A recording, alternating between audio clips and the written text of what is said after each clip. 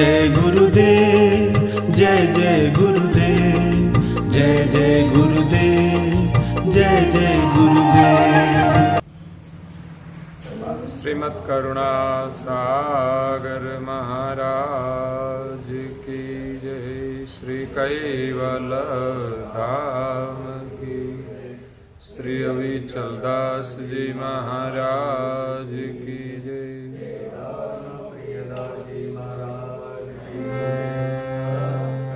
सत केवल साहेब, सत केवल साहेब, सत केवल साहेब। परम गुरु श्रीमद् करुणा सागर महाराज श्री रचित पंचम स्वसम वेद यानी पंचम सूक्ष्म वेद निजपति परम प्रभाव स्कंद है चौथा और चौपाई नंबर है 45। भूलत सदैव गेह नहीं पावा, जय घर से प्रथम ही अंश आवा, सोही घर पावन जय को आपो, निज सतगुरु संगे करो मिलाप।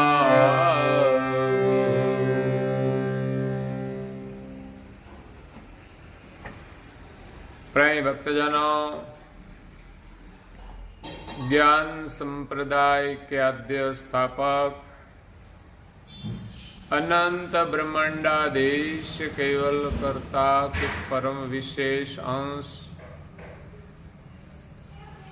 विश्व नियंता सकर्ता सत कैवल का महाद सजान जान अलौकिक दिव्य स्वरूप को अनेक न्यायों से, प्रत्यक्ष प्रमाण से, स्व अनुभव से प्रतिपादन करने वाले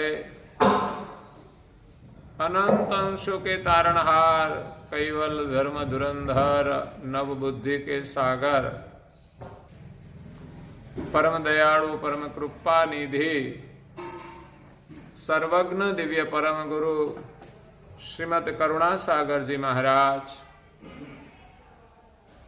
विश्व भर के जिज्ञासु और मुमुक्षु अंशों को ज्ञान का उपदेश देते हुए स्वरचित पंचम स्वसम वेद ग्रंथ के चौथे स्कंद की 45वीं चौपाई में निजपति परम प्रभाव का वर्णन करते हुए अपनी अलौकिक अमृतमय वाणी में कहते हैं कि भूलत सदेह गेह नहीं पावा, जाहि घर से प्रथम ही अंश आवा। सृष्टि के सर्जनहार सकर्ता सत कैवल ने अपने शुद्ध संकल्प से सृष्टि का सृजन किया। इसमें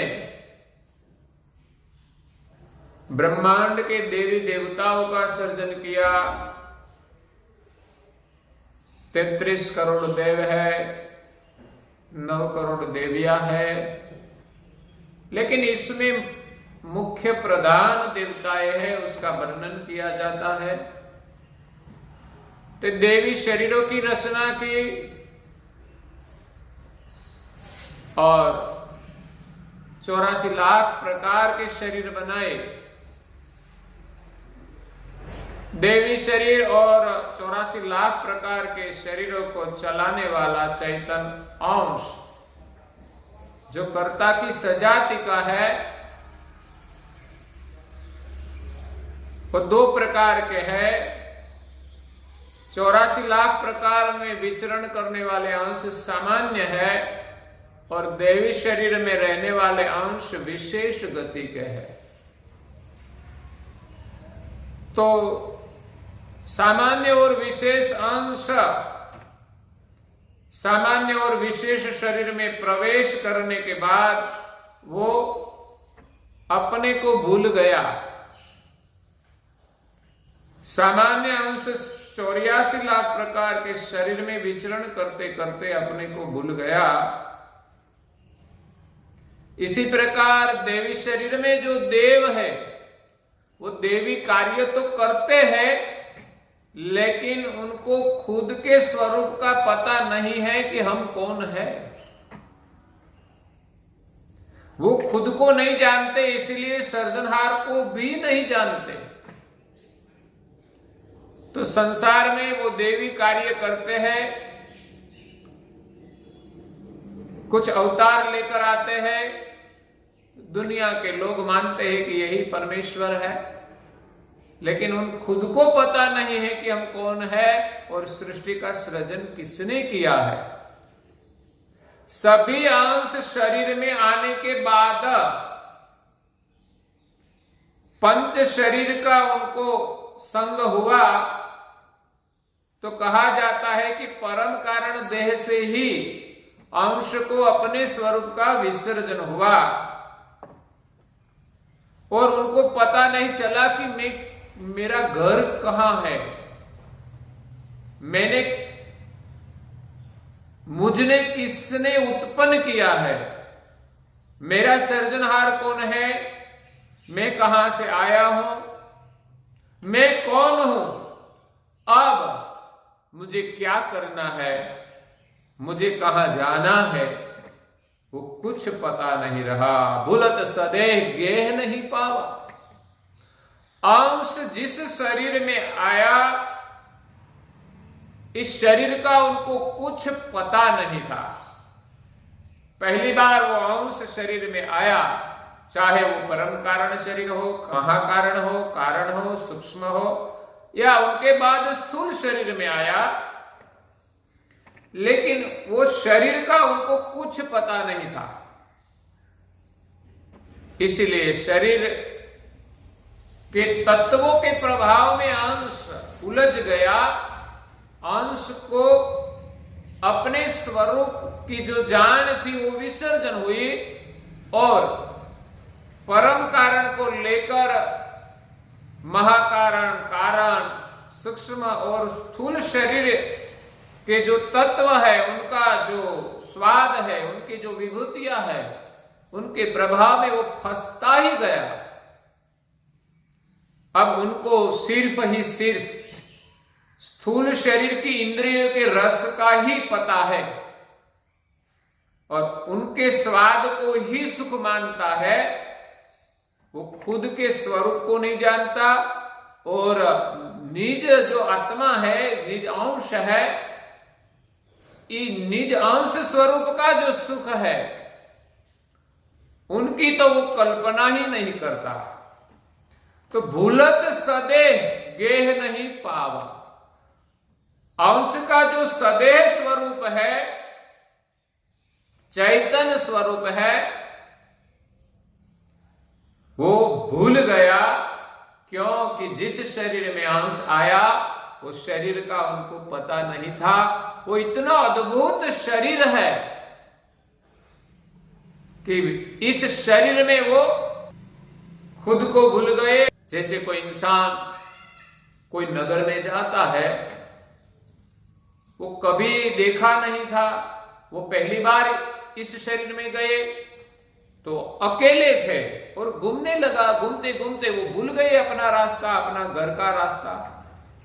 इसी प्रकार अंश निज घर से आए हैं, लेकिन इस पंच शरीर में आने के बाद शरीरवत हो गया।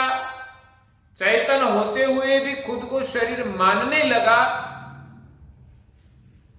तो वो अपने स्वरूप को भूल गया। उसका पता नहीं चला कि मैं प्रथम कहां से आया हूं, वो मेरा निज घर कहां है।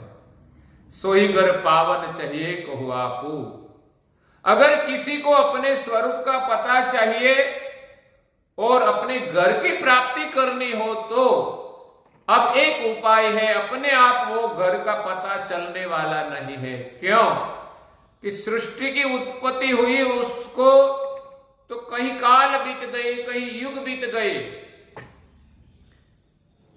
इस सृष्टि में कई महापुरुष हुए, धर्म की स्थापनाएं हुई, अपने अपने मत के अनुसार धर्म का उपदेश भी दिया, लेकिन इसमें कहीं खुद का पता नहीं है, खुद का अनुभव नहीं है, खुद का ज्ञान नहीं है कि मैं कौन हूं।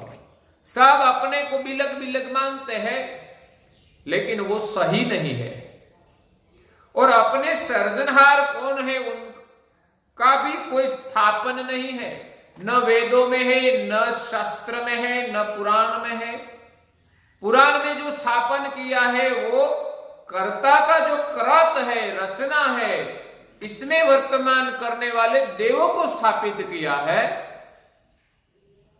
वो तो सर्जनहार की दी हुई विभूति से कार्य कर रहे हैं, वो अमल के करता है, मूल करता नहीं है। निरंजन भी मूल करता नहीं है। सृष्टि का बीज जरूर है, लेकिन बीज को उत्पन्न करने वाला सर्जनहार सबसे न्यारा है, जिनके शुद्ध संकल्प से सृष्टि का सृजन हुआ है। तो अब अपने स्वरूप का अनुभव करने के लिए और निज कर्ता की पहचान करने के लिए, निज कर्ता की प्राप्ति करने के लिए मनुष्य जन्म में समर्थ सदगुरु की आवश्यकता है। बिना सदगुरु किसी अंश को अपने आत्म स्वरूप का अनुभव नहीं होगा, क्योंकि दुनिया में कई प्रकार के गुरु हैं। जिस गुरु के पास जो अनुभव है वो दूसरे को देते हैं। सभी साधक अपनी अपनी दृष्टि के अनुसार विभिन्न मार्ग चुनते हैं। तो गुरु का मुख्य 4 प्रकार बताया है शायद, और शास्त्रों में अपने अपने मत के अनुसार गुरु का वर्णन किया है। लेकिन परम गुरु श्रीमद करुणा सागर जी महाराज श्री ने अपने स्व अनुभव से, व्यापक दृष्टि से सृष्टि का अवलोकन करके प्रधान गुरु के 4 प्रकार है। इसमें पूज्य श्री नारायण दास जी महाराज श्री ने भी गुरु महिमा में उनका सार का वर्णन किया है कि गुरु के 4 प्रकार है। गुरुपद चतुर प्रकार के जिनके कहो महिमाएं, परम गुरु और सदगुरु, गुरु प्रोक्ष गुरुताय। तो 4 प्रकार के गुरु में प्रथम प्रकार के गुरु है प्रोक्ष गुरु। पूज्य श्री नारायण दास जी महाराज श्री परम गुरु की कृपा से जो गुरु महिमा का वर्णन करते हैं, इसमें कहते हैं कि प्रोक्ष गुरु ते प्रोक्ष बतावे, पदार्थ मां जीव को विलमावे। प्रथम प्रकार के प्रोक्ष गुरु जिसके पास प्रत्यक्ष अनुभव नहीं है और वो आत्मा का ज्ञान नहीं देते, संसार के पदार्थों में ही जीव को लगाते हैं कि आप ऐसा कर्मकांड करो तो आपको ऐसा सुख मिलेगा, ऐसा पुण्य करो तो आपको स्वर्ग मिलेगा, ऐसा कर्मकांड करो तो पितृ तर्पण होगा। इस सभी प्रकार के जो कर्मकांड है और पदार्थ सुख की प्राप्ति के जो साधन है, वो बताने वाला जो गुरु है वो प्रोक्ष गुरु है, जिनका लक्ष्य परोक्ष है, प्रत्यक्ष नहीं है। दिव्य परम गुरु जी ने परम सिद्धांत प्रणव कल्पतरु के 6ठे केतु में अंश अंशी सदगुरु सिद्धांत देखावा। 95वीं चौपाई में कहा है कि प्रथम प्रोक्ष गुरु की कहो। सदगुरु का सिद्धांत समझाने के लिए प्रथम प्रोक्ष गुरु का वर्णन करते हैं, जिनु लक्ष्य प्रोक्ष पराय,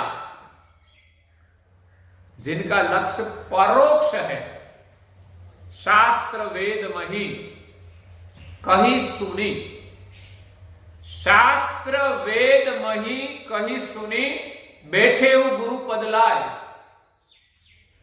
शास्त्रों पढ़ते हैं, वेद पढ़ते हैं, पुराण पढ़ते हैं और दुनिया को उनका उपदेश करते हैं। आज ज्यादातर जो वक्ताएं हैं उसके पास कोई अनुभव नहीं है, लेकिन जो शास्त्र पढ़ा, वेद पढ़ा, पुराण पढ़ा और कई जीवन चरित्र पढ़े, उनको अपनी दृष्टि से वो सबको बांटते हैं, उपदेश देते हैं। और जो वक्ता विद्वान है, प्रभावी है, उतने ज्यादा उनके शरण में लोग आते हैं और उपदेश लेते हैं। ऐसा ही लगता है कि वो तो ब्रह्म स्वरूप हो गया है। ऐसे ब्रह्म ज्ञान की बातें करने वाले, उनके पास ब्रह्म का अनुभव नहीं है, लेकिन बुद्धि चातुर्य से वो उपदेश करते हैं, कथा सत्संग करते हैं। और जीव तो जीव गति के हैं, इसलिए थोड़ी अच्छी बातें सुनते हैं तो भी उनसे प्रभावित हो जाते हैं। और कई प्रकार के ऐसे गुरु हैं जो जीव, उनके शरण में आने वाले जो भक्त है, उनका पैसों का दोहन भी करते हैं, वो ऐशो आराम भी करते हैं, कई प्रपंच भी करते हैं।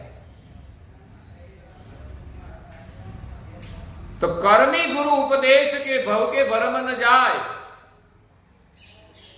ऐसे कर्मी जो गुरु है, जो कर्मकांड करते हैं, कर्मकांड में फंसाते हैं, ऐसे गुरु के शरण में जाने के, ऐसे गुरु के शरण में जाने से भव की भ्रमणाई नहीं मिटेगी, आत्मा का अनुभव नहीं होगा और परमेश्वर की भी पहचान नहीं होगी, परमेश्वर की प्राप्ति भी नहीं होगी। तो प्रोक्ष गुरु का लक्ष्य प्रोक्ष है, जो शास्त्र आदि पढ़कर लोगों को उपदेश करते हैं और परमेश्वर की स्थापना करते हैं। गुण गण प्रकृति पुरुष ब्रह्मा, जो परम गुरु जी ने आगे कहा कि संसार में विशेषतः वेद शास्त्र और पुराणों में ब्रह्म को कारण माना है, या तो आद्य पुरुष निरंजन, प्रकृति और तीन गुण, ये विशेष प्रधान देव है। शास्त्र आदि पढ़कर इन देवों की स्थापना करके उनको ईश्वर मनाने वाले जो गुरु है, वो परोक्ष गुरु है। वो कहते हैं कि ब्रह्मांड में इस ईश्वर का निवास है और सृष्टि में जब जब अधर्म बढ़ता है तब वो ईश्वर अवतार लेता है। तीनों आद्य पद प्रोक्ष के ब्रह्मांड में जो स्थान है वो खुद जानते नहीं, वो परोक्ष है, उनका कोई प्रत्यक्ष अनुभव नहीं है। तीनों आदि पद प्रोक्ष के बोध प्रोक्ष गुरु सार, इन देवी धामों का जो बोध करते हैं, उनको मोक्ष मानते हैं, वो प्रोक्ष गुरुओं का सार है। जो सगुण ईश्वर की स्थापना करते हैं, लेकिन सगुण तो कर्ता का कृत है, वो कारण नहीं है। तो ये है परोक्ष गुरु। दूसरा है ताई गुरु। पूज्य श्री नारायणदास जी महाराज श्री क्या कहते हैं, प्रोक्ष गुरु ते प्रोक्ष बतावे पदार्थ मां जिनको विलमावे, गुरु पद देव बतावे प्रत्यक्ष, दर्शावी देह मा आपे ते ही दक्ष। गुरुपद दूसरा है, जिनको परम गुरु जी ने कहा है ताय गुरु। ताय का मतलब जो तत्व की पहचान कराते हैं। ब्रह्मांड में जो देवताएं है उनका तत्व रूप अंश अपने शरीर में कहां है, तो हमारे शरीर में तत्व के रूप में जो देवता विराजमान है उनका कोई मंत्र होता है और मंत्र जाप करने से ब्रह्मांड के देवता प्रसन्न होते हैं। ऐसा उपदेश दूसरे प्रकार का जो गुरु है वो देते हैं, जिनको ताय गुरु कहते हैं। अब कहूं शुद्ध गुरु गम पद। दूसरे प्रकार का जो गुरु है उनकी जो गम है, जिनो उर तत्व तपास, जिनके हृदय में तत्व ज्ञान की दृष्टि है।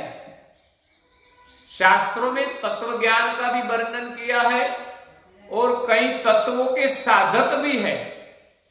आज बड़े कुंभ मेले लगते हैं तो वहां कई ऐसे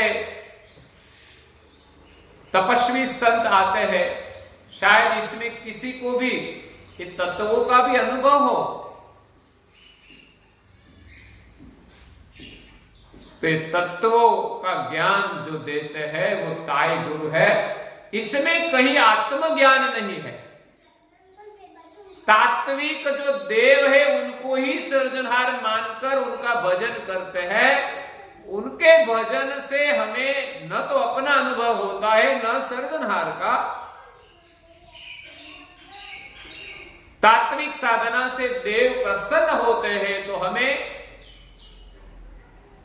संसार का लौकिक सुख देते हैं, और इनसे ज्यादा जो हम साधना करें तो देवी धाम की शायद प्राप्ति हो, लेकिन वो धाम रहने वाला नहीं है, अखंड नहीं है। इस धाम में रहने वाले देव भी अखंड नहीं है। वो देव अपने स्वरूप को नहीं जानते।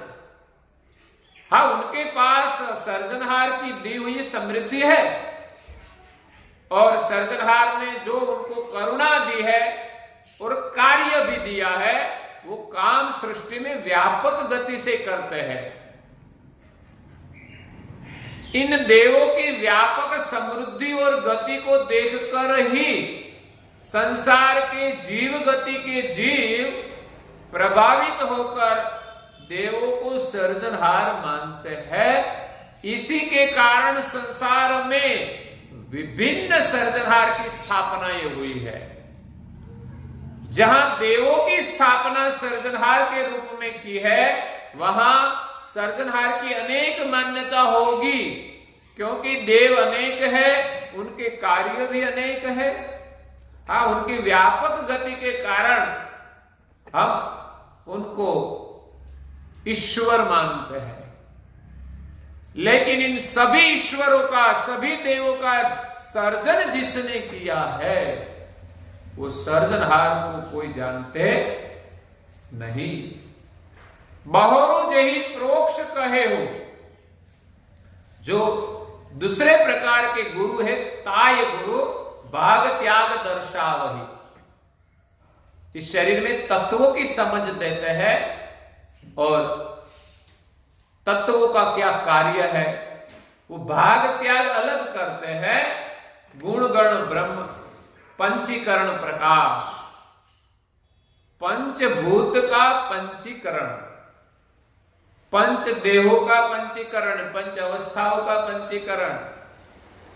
इसे पांच जो तत्व की सृष्टि है उनके साथ जुड़े हुए पंच रस, पंच मात्राएं, पंच अवस्थाएं, उनका विभिन्न जो वर्णन करते हैं उनको ताय गुरु कहते हैं। और आगे सार रूप जो प्रणव है, जीवन है, वो भी एक तत्व है। प्रणव भी तत्व है, वो ब्रह्म का अंश है। इस शरीर में ब्रह्मांड के देवताओं का अंश कहां कहां विराजमान है? तो उपस्थ स्थान पर ब्रह्मा जी विराजमान है, मतलब ब्रह्मा जी का तत्व के रूप में रजोगुण विराजमान है। नाभि में विष्णु विराजमान है सत्व गुण के रूप में, और हृदय में शिव विराजमान है तमोगुण के रूप में। आंखों में सूर्य चंद्र के अंश है तत्व के रूप में, जो हमें दृष्टि प्रदान करता है। हाथ पर इंद्र देवता विराजमान है, पग पर वासुदेव विराजमान है, भ्रकुटी में शक्ति विराजमान है, ब्रह्मरंध्र में निरंजन का अंश विराजमान है। और हमारे शरीर में वो तात्विक क्रिया होती है जिनका संबंध ब्रह्मांड के देवताओं के साथ है। तो पंचीकरण का ज्ञान दूसरे प्रकार के गुरु देते हैं। बहु जही प्रोक्ष कहेहु पदा। आगे जो प्रोक्ष गुरु ने प्रोक्ष पद बताए ब्रह्मांड में, गुण गण ब्रह्म अनाद, इसमें मुख्य जो स्थापना की ब्रह्मा विष्णु महादेव, तीन देव का स्थापन किया। उनके आगे शक्ति का धाम है, उनके ऊपर निरंजन का धाम है। वो जो पद का वर्णन किया, तीन के अंश वंश इत, इन सभी देवों के अंश, उनकी वंश के जो है वो इस शरीर में कहां कहां है, वो जो समझाते हैं उनको दूसरे प्रकार के ताई गुरु कहते हैं। अब दिव्य परम गुरु जी आगे सदगुरु का वर्णन करते हैं। यहां परम गुरु कहते हैं कि हमें जो निज घर की प्राप्ति करनी हो, कि जिस घर से हम सृष्टि में आए और हम खुद को भूल गए, इस निज घर की प्राप्ति करनी हो तो सदगुरु के शरण में जाना होगा। गुण गण प्रकृति पुरुष वित्त जिनु जीवन ब्रह्मांश। शरीर की क्रिया निरंजन प्रकृति तीन गुण गण से चलती है। उनका जीवन ब्रह्म का जो अंश प्राण है वो है। ब्रह्म अंश शिर अंकुर शरीर तत्वों का बना है। निरंजन प्रकृति गुण गण इंद्रिया अंतस्करण आदि, और इन सभी तत्वों को जो जीवन मिलता है वो ब्रह्म का अंश है प्रणव।